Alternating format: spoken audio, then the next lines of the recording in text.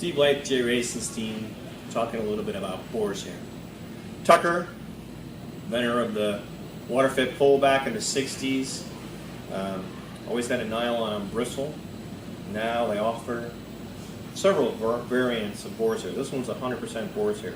Old school window cleaners used to have them in their bucket to clean the glass beforehand, because the boar's hair, having all of the natural hair fibers on it, cleans the glass a lot faster than many of your regular sleeves. So, why boar's hair and a boar's hair brush for water-fed pole?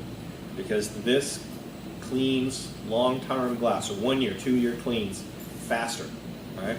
Do like the 4 jets, and you can also add to the top of this the over-the-top rinse bar as an accessory, should you want to rinse with a rinse bar.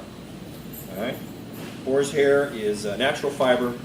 It is exceptional at cleaning.